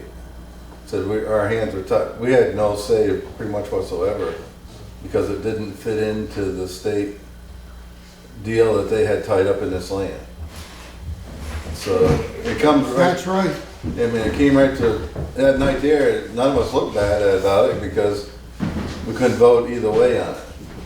Because, The rights of the property are now owned by something else, right? It's Manitou, but Mr. Mayor has created, and I don't know whether Manitou has created this, or Mr. Mayor, this is where it's gotten really muddy. And we were not, the planning commission felt it was inappropriate for us to be having Mr. Mayor come to our meetings when he's had an attorney contact us. Yeah. So it's like then when I spoke to Shannon, and it's like no, then it's got to be between attorneys at that point, and otherwise you get really messed up.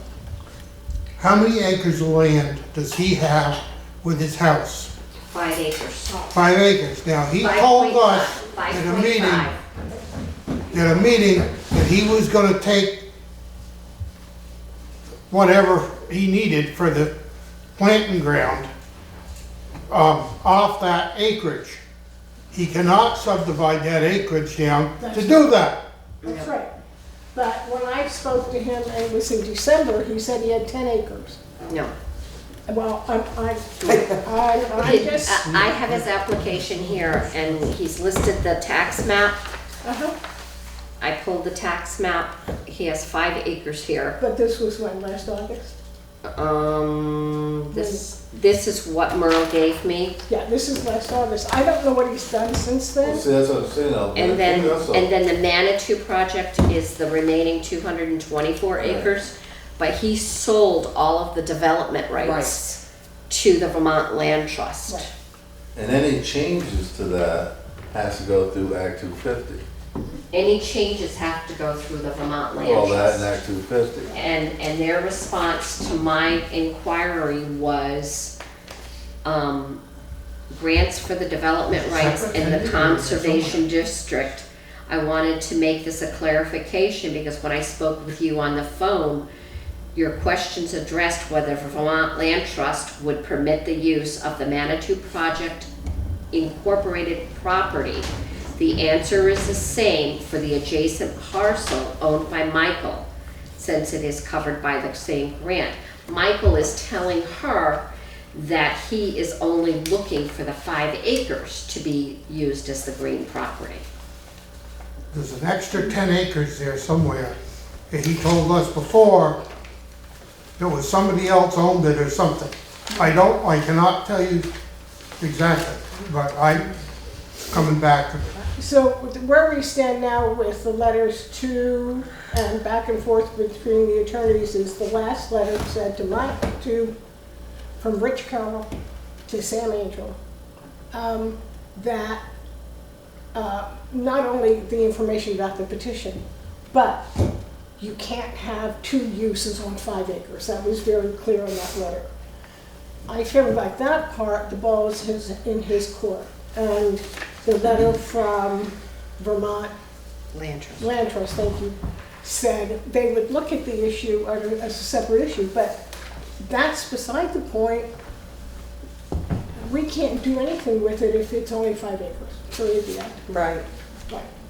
Unless, and even if he came and said, here's my petition to do it, I don't see that the select board would change that minimum 5 acres. No. And we already have a precedent in town where there was somebody who had, I think they needed 4 acres on something, they needed 3.9, and it was denied.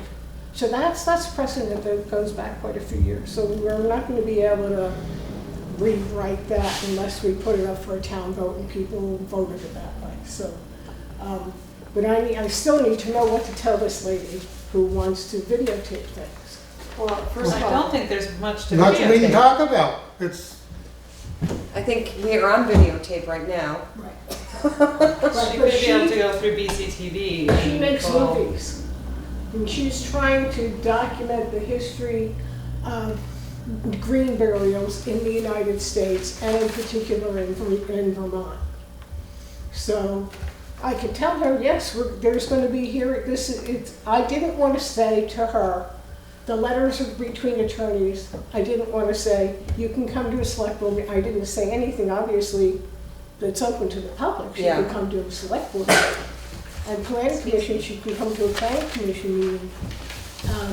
I'm not interested in being on video for it. I'm not either. sure what else is gonna be at this point. Well, they can't do anything because it's 5 acres, and you can't, I Right. mean, it's a waste of the For any- select board's time. For a documentary, Like I said, when I'd it rather come to us not. last year, it all of a sudden come right to a halt because of the state and everybody else involved. It couldn't happen. And what I actually brought up even that night right there, I says, well, he's already got one person buried here that wasn't supposed to be on it. I mean, he had a family members. That was okay, because you could have a certain amount on like that. But they had somebody else that wasn't a family member. That's what I said then. So what really happens in a case like that? If they're not going to allow this, do you have to dig them up? And my Dig them somewhere else, you know? I mean, because you can't have it, you know? It's not permitted. But how do you monitor something like that? I mean, there's a death certificate, so they, Mr. Mayor came to the town, asked the town clerk, got permission for that second oh, building. right, that's right, yeah.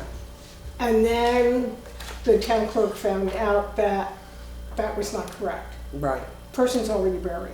Right. But that's not what we're talking about right Right. now. Right now, what we're talking about is, do I invite this person to the meetings? Do I let her know that there's correspondence between the attorneys? My initial reaction is to say, hello, Anika, thank you for writing. Right now, the correspondence is, he really doesn't want to talk about this, First does time he? I've been to church in a long time. Make that stop. Just press stop. The attorneys are corresponding. At the point the correspondence between the attorneys stops, we'd be happy to invite you. But I don't think it's appropriate for, while it's being handled by attorneys, for us, for anybody to get in the middle of it. Well, I think that's appropriate. I mean, when Well, it's being actually- talked to via attorneys, it should be left at that. And At she our can do last her own meeting, though. research. yeah, At our last meeting, I think I even brought it up. I didn't think we should spend a dime more on it with the attorney. yeah. Because we'd already gone through this thing, like I said, it came to a halt. We had no say what they told us that night when this all did. I mean, them people were all here, the ones that had the people, the family Yes. members who wanted to bury them and all this, they were all here that Those night. that 'Cause were- there's, and like I said, I'm not gonna say that any of us was against it or anything like that. You know, we was looking for information. When they came here that night, it all ended, it was out of the town's hands. We couldn't do no more. And I said, then you come and asked if we could, you know, let you guys go talk to the attorney. I didn't know what it was about. And our following selectmen meeting, we found out it was about this whole, you know, thing up here again. And that's what I said then. I said, if I remember it, and that's why I asked Juanetta to look back at the minutes, it all come right to a friggin' halt just like that night. And everybody went out of here disappointed, but there was nothing that the town could even do. Right. And it also came to a halt because there was somebody else who was gonna buy the property and that fell apart. Well, I guess if you don't have 10 acres, you can't really even discuss it. I think what this guy's really gotta do is go back and straighten it out to the state first. And then come back if he wants to see the town on it then. And then that woman can come down all the videos she wants, you know, probably filming if you want, but. You Oh, know, I'm sorry, Go ahead. run that by me one more time. I think you should go to, the way I understood it, it had to go through Act 250 and the land trust. Because when you change anything on that property, that was what they told us even, when he was trying to give it to us. You know, that we couldn't do any changes to that property. Well, if it did, it triggered Act 250. Right. The only thing they could use it for is hiking. They couldn't even go put snowmobiles on it without it, because it specifies no snowmobiles. It triggered Act 250. But that, yeah, that was So for that the night whole there, when they acreage. came in here, because he wanted to do this cemetery, it was gonna trigger Act 250. And now that's above the land trust. So this all thing, it all ended just like that, you know, and I said that, and that's what I said at our last meeting. I can't see going on spending our money from attorneys. Let him go to the state, then come back to us with the state saying yes or no. Let him spend his money with his attorney dealing with the state. That makes sense. That is the normal recourse, is to go from, if you get denied, then to either bring the petition or go to the state. Mr. Van Loon, did you want to say something? This is pretty new to me, but it seems to me that there shouldn't even be here. The DRB made a decision. The applicant at that point had a certain amount of time that he could appeal to the court. If he didn't do that, his only other recourse is to petition the town with 5% of the voters, and hasn't done that. That's that. So, but if he petitions the voter, if he comes with 5% of the voters, then it starts again. And open up the book and look for the law and do it the way that it says. But don't mess. I don't see how, I don't understand why this thing's going around the way it Yeah. is. Plus, Yeah, you he's, gotta listen to our new selectman. plus, I think you have to have 10 acres, right? I'm sorry? You have to have 10 acres. Right. And he's got 5 acres on his own Right. home, right, Well, property? that's where the planning commission stopped with it. Right. And So, then we got letters from the attorney, went to the administrative assistant of the select board, said, here's what's going on, sent out all the information to her to share with the select board, so we knew what to do. mhm. And it was like, well, then respond back, and we didn't get it from the select board, we got it from the admin assistant, who said, yes, we should correspond. The previous. Yes, not you, not you. So it just keeps going around in a big circle. So we should just stop So the should we circle. So I think we need to just stop and wait and see if we get the signatures on that, what? I think the town is pretty much done at this Right. point. Yeah. I So the think town is done with the this, select board should matter. take no action. No action. no action. Excellent. Okay, so, so the only reason I came tonight is to find out what to tell this woman who wrote a letter. I'm real happy to turn Thank that you, to but no the, thank you. to the Yeah. select board. I'm not And interested. in fact, I'd be much happier, turn it to the select board, and then you can have one out of writing, Yeah. and thank you letter. That sounds good. Thank you. He wants to say something. I was just going to suggest again that to tell this person that the select board has no standing, will not consider this again. She can come to a meeting and tape the meeting, but there won't be any discussion of green burials. Right. There. Perfect. I mean, unless you put it on the agenda, which I would hope. I won't. Can I make a motion that the select board does not revisit this discussion? I second that. Oh, Sounds good. All those in favor say aye. Aye. Aye. All right. And who's writing the letter to the person? Who's responding to? I believe. Well, I would give it to Garrett? Juanetta, and she can answer and just say that the vote of the select board has decided to not revisit this issue again. And that we're declining Mhm. her coming to videotape. Specifically, Because we're not gonna discuss it anymore, right? There's no issue, there's no green burial discussion currently or in the near future. I still want to ask, if Michael comes with petition of 5%, Yeah, but he has to come to the board for that. Open up chapter 117 and read, is what I would say at that point. Don't worry about it until and unless, and if it does, then go. Right. Find out as best you can yourself, and if you need help, go get help. Excellent. well, I got the help from the LCT, that's why it was I 5%. I do want to say one thing, and that my son works for the land trust.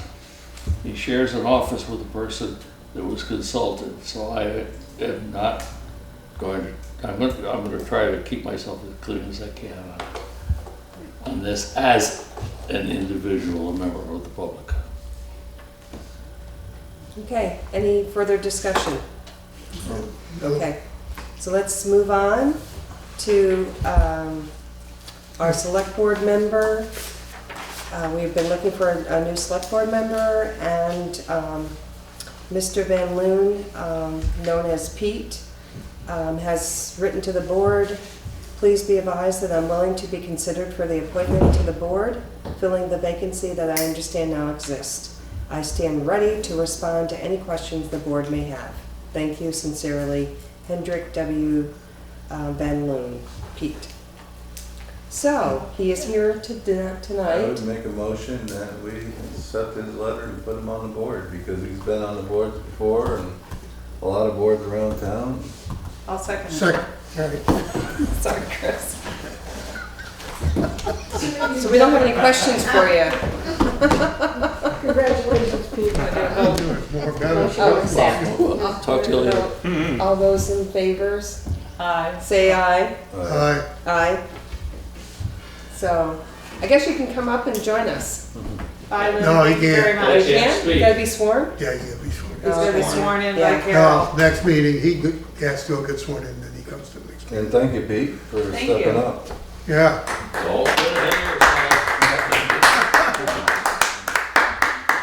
Thank you. Don't be in a hurry. Excellent. Yeah. Very good. Okay, so we'll see you at the next meeting, which is on the 17th. Okay.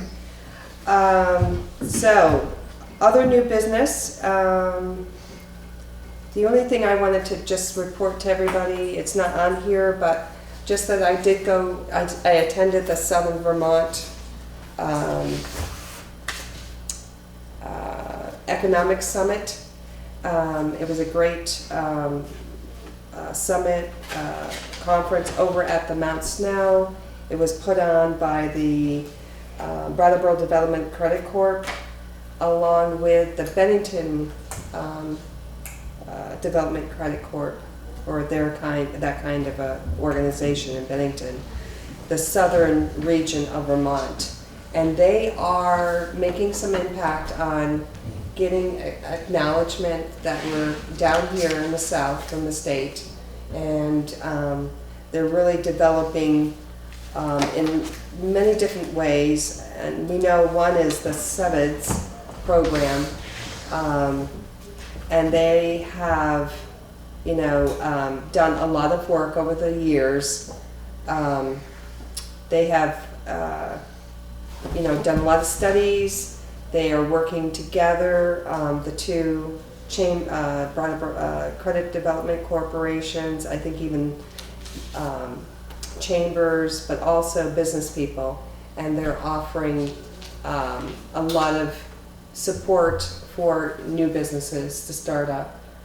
And just wanted to let you know I did attend a couple of the different seminars that were happening, and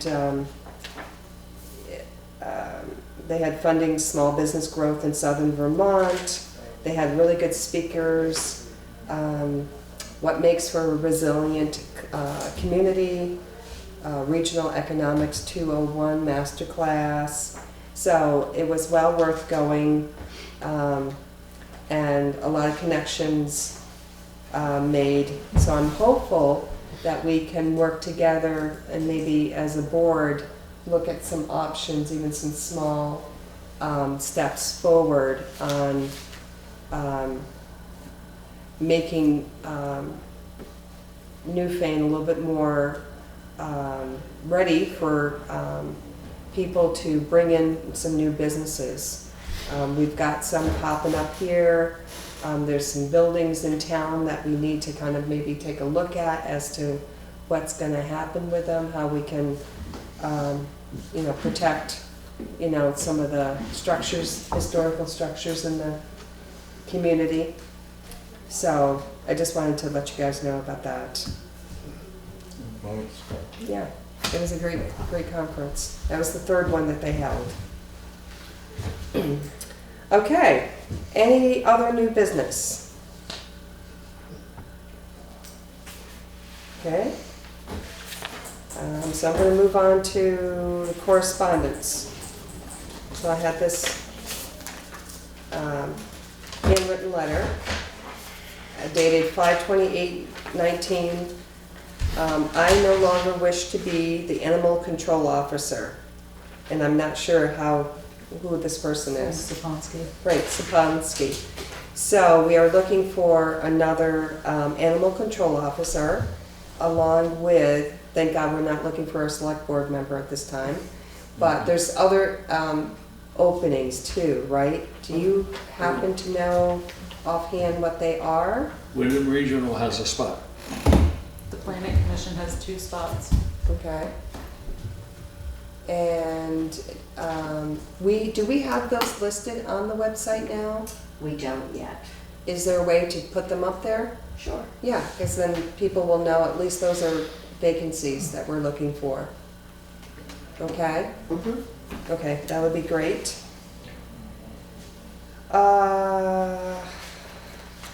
Let's see. Oh, it looks like we have another.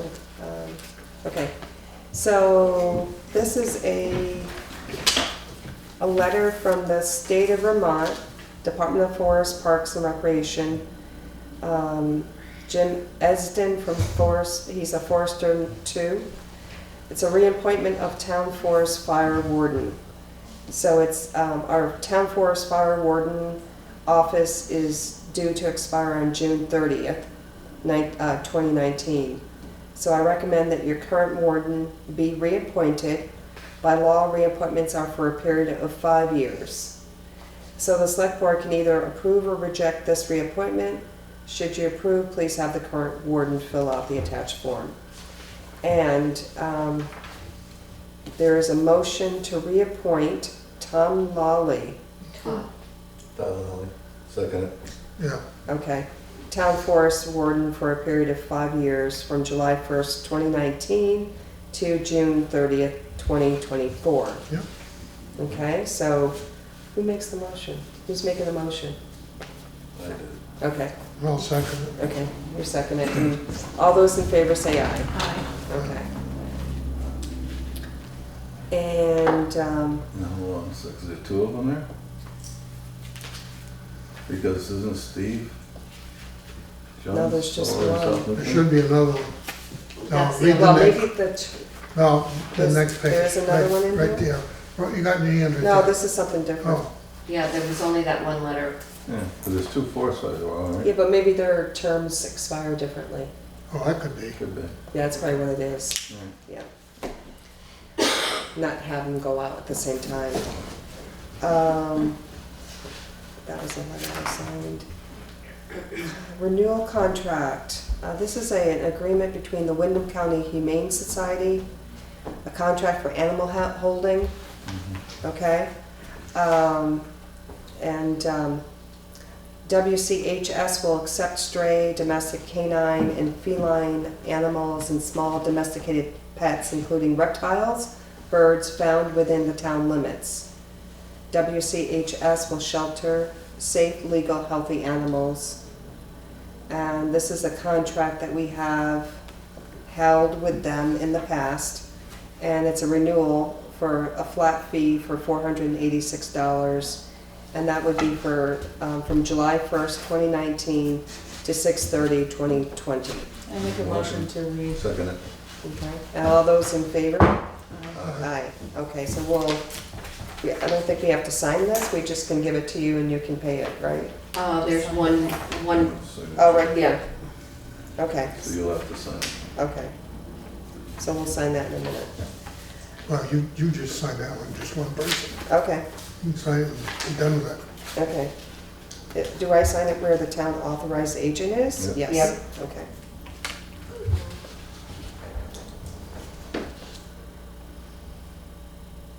So that means somebody has a dog bothering, we gotta go pick it up now. No, I'm not the dog catcher. You're the authorized agent now, you just, I know how to read Just sign your contracts. I'm not holding animals. that's a good one, Mike. Yeah, right, I mean, you just put a piece of paper in front of me and you're supposed to. just go ahead and sign it. I don't normally do that. Okay, thank you for serving, okay, that's the holding thing. Oh, so you brought this to our attention too. I got this, the building, from the Department of Buildings and General Services Office of the Commissioner. There is, this is regarding Buildings and General Services Administered Building Communities Grant Funded Fiscal Year 2020. So on behalf of the 2019 General Assembly and the Department of Buildings and General Services, it is my great pleasure to notify you the Building Communities Grant Program is funded for fiscal year 2020. The Recreational Facilities Grant Program, the Regional Economic Development Grant Program, and the Human Services and Educational Facilities Grants programs are administered by the Department of Buildings and General Services for the construction and capital improvements to support and strengthen Vermont towns and regions. So applicants who can apply include municipalities, nonprofit agencies, regional economic development organizations are all encouraged to apply to fund construction, infrastructure, support, and needed projects. It's a competitive, application process, and the awarding will be determined by a special committee comprised of private citizens, and legislative and executive branch administrative staff. So they give information for, they're going to give for recreational facility grants, $200,000, and human service facility grants, $100,000, educational facility grants, $100,000, and regional economic development grants, $200,000. So, like I was saying, if we could get somebody to write grants, we could write that person into this grant to pay for regional economic development funding. So I guess as a board we can do it because we're a municipality. We could ask that, when that does some work on it and see what we can do. I've been a grant writer in the past, so I could do some of that. And if we needed to spend a little money to get more specific information by a consultant, we could do that. But I think it would be a way for us to be able to move forward with some economic development here in the town of Newfane. And it doesn't have to, we've got WW building a new building, we have Back Row, people want to live in this community and they want to support the businesses that are here. They'd rather come here, go shopping here than take a trip and, go to Walmart and whatever, buy Chinese products. But, no, it's worth looking at, yeah.